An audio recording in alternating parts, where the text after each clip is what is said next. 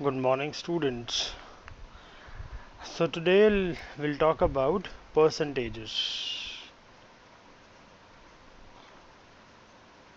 Throughout my teaching career of 11 years, I've seen students facing huge problems in percentages. So that's why I thought of taking a discussion on percentages specifically. Now, what do I mean by the word percent? Most of you know what is the meaning of the word percent. Per means 1 upon something. Cent, 100. So anything with reference to 100, we call it percentage, right?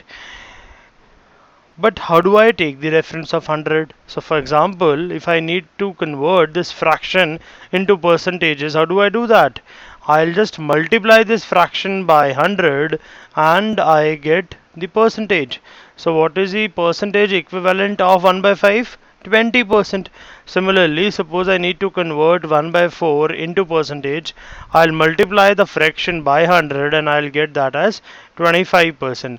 Vice versa, simple point, if I say 8%, that means in fractions it means 8 upon 100. Is that okay? I hope it is clear to everyone. Now, why do we use percentages? Whenever I have a bigger number, say I have 10,000 people and I just need to estimate how many of these students, or let's say how many of these people are business class and how many of these people are service class. Comparing few datas of few cities, obviously I need percentages. Moving ahead with the concept of percentage, now can I say, if I need to calculate few values, let me just take a simple example. I just need to calculate 5.88% of 51,000. I need to calculate 5.26% of 1,71,000. I need to calculate 8.33% of 9,600. Further, I also need to calculate 16.67% of 3,600. Let me take just one more example, not more than that, just one more example. I also need to calculate 18.18% of 220. How do you do that? All of you now understood what is a percentage, why do we use it, but the question arises the applications. When I have 5.88%, the question might say there's a pie chart divided into few sections. Let's say this represents all the population of NCR, out of which 5.88% are pure non-vegetarians, right? And the total population is 2 lakh 37, something of that sort. Will I be able to multiply there in the exam in 30 seconds 5.88, a 3 digit number, with let's say 51,000? No, I'll not be able to do that, right? So, what is the remedy? Now, the question arises, those of you who remember the fractional equivalent of some of the commonly used percentages will be able to calculate it. Now, if you remember that 5.88% is nothing but the percentage equivalent of 1 by 17, they can calculate it. 17 threes are 51, so the answer is 3000. Similarly, if I remember this is nothing but 1 by 19, and you remember the table also of 19, so the answer straight away in 5 seconds, not even 35 seconds, is 9000. Similarly, this is 1 by 12. Yes. Further, I hope you can calculate 16.66%. That is nothing but 1 by 6. You can calculate 600. 18.18%. 9.09% is 1 by 11. So this is nothing but double of that. So 2 by 11. 11 twos are 22, which gives you 40. Right. So similarly, I can easily calculate Now, what is the condition? I should remember, not all obviously, but at least 1 by 1 to 1 by 30, the fractional equivalent of all these values. I assume each one of you would have mugged up or crammed these values in childhood, but believe me, these values are very important to crack campus placement exams or CAT, GMAT, GRE. You need to remember at least these, not all, but at least these 30 values. The way we remember 30 tables, the way we remember squares till 30, cubes till 30. It is mandatory before you start the chapter of percentage, you should remember these values by heart. So 1 by 5, 20%, and it is easy, trust me. I remember 15 years back when I crammed these values. For the first time, it was difficult, but then the life was too easy. See, 1 by 6 is nothing but can also be remembered the way 1 by 2 into 1 by 3. So, nothing but half of 1 by 3. No. Similarly, 1 by 7 is nothing but 14.2857. I'll tell you the reason in my next video why I am using these 6 digits. Again, half of 1 by 4. Similarly, now if you go ahead, 1 by 9, what is that? 11.11. 1 by 10 I'll not write, I assume everyone remembers. What is that? 9.09. Now remember, these two values are very, very important. Very, very important. Why? Same digits. So 2 by 9 becomes 22.22. 4 by 9 becomes 44.44. Whenever you have same digits, that means it has got some connection with 1 by 9. Similarly, there's a 0 in between. So if you double it, you get 18.18. If you triple it, 27.27. So that means the entire table of 9. 1 by 12, I need not to write, right? Half of it. So 1 by 13. 7.69 to be precise.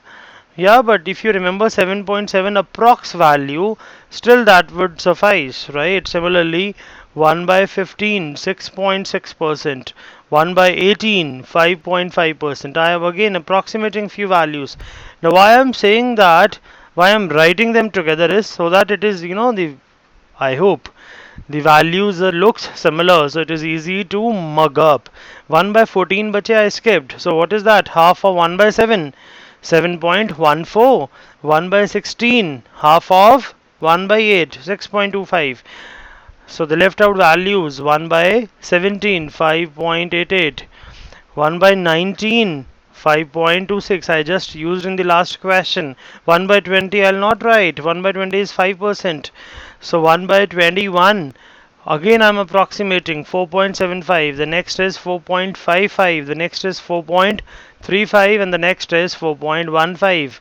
Able to see the pattern? Only the middle digit is changing. Obviously, if I am increasing the denominator, the value is going to decrease. 1 by 25 is nothing but reciprocal. So 1 by 25 is 4%. So I'll directly move on to the difficult ones, which will be difficult for you to calculate. So I'm writing down so that you should have a similar speed and mug up the values. And trust me, it is easy. It is easy, but it is seriously easy. 1 by 29, 3.45, all consecutive digits. All these were odd digits. Yeah. So lastly, at least remember 1 by 30, which is nothing but 3.33%. Now, is it enough just to mug up the values and the chapter is done? No, not at all. So now begins the application part, successive percentage change. Now, what do I mean by the word successive? Increase over increase, decrease over increase, or increase over the decrease, or decrease over the increase. So, for example, if I say I went to a shop to buy a shirt, the price was 1,26,720. Yes, the shirt was very costly. It increased by the next month when I went to buy the shirt. I don't remember the price, but the price was increased by 30%. Next time the price was increased by 20%. Both the times there was an increase. Yeah. So the new price is Y. I do not want the new price. I just want what is the overall percentage increase over these 2 months, what is the overall percentage increase? One way is I calculate 30% of 1,26,720, and then whatever is the value of x, I calculate 20% of it, add it, and then finally subtract both the values. I hope you know what is percentage change. How do I calculate the percentage change?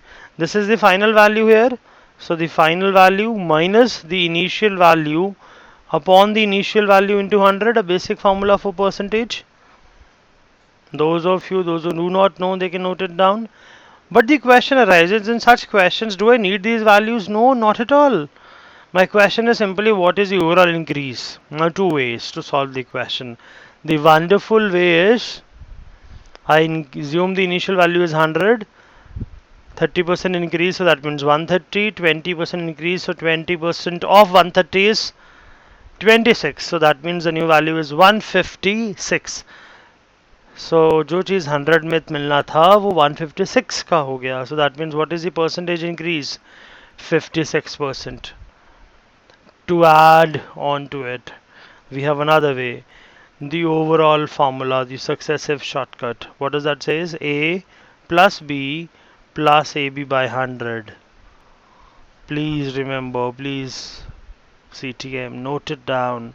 What is A here? The first increase, 30%. Yeah. Now what is B here?